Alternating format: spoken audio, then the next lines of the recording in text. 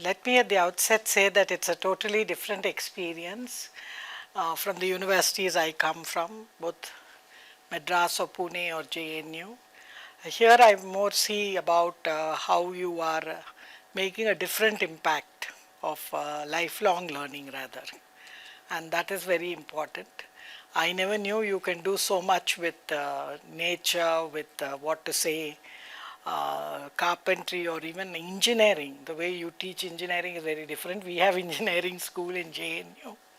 We have only, it's more textbook learning and others. We don't do this in industry skill learning.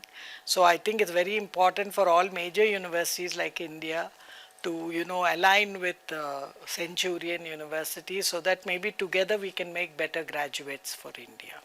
In many ways, because initially I thought private universities only go for profit. This was my impression, but Centurion University has totally changed my this thing, because I've been told that you set it up in rural, backward, tribal areas, what the government should be doing, and there are private institutions who are more committed or without any benefits like state or central universities, where the politicians expect something back, but here you are doing the job that the state is expected to do.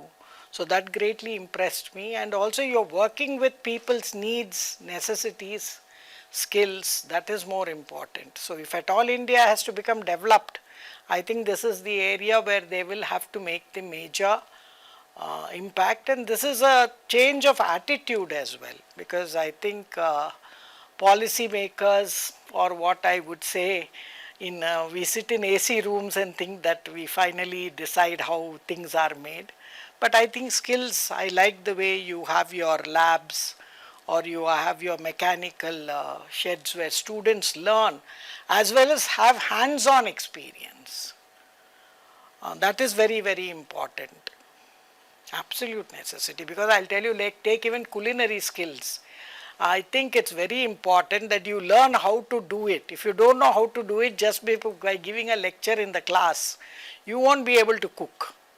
See, you might know theory very well, but practical, I think, is where most of our students fail. And today many industries say that we don't have graduates who are fit for the industry. So we need this gap that is there in education, the way we have envisaged.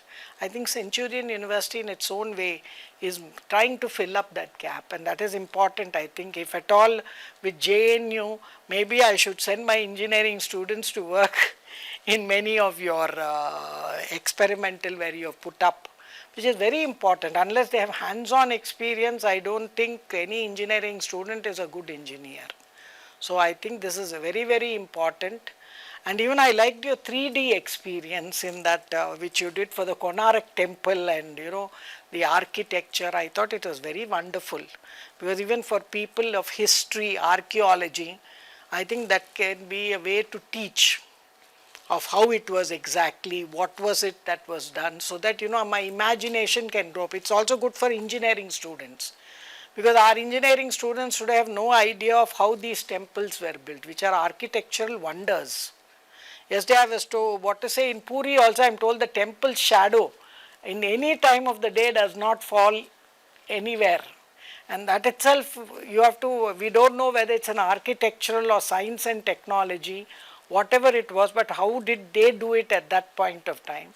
And this is very important. So I really like that concept, because it leads to holistic learning. Whereas in JNU and traditional universities, we only teach classroom.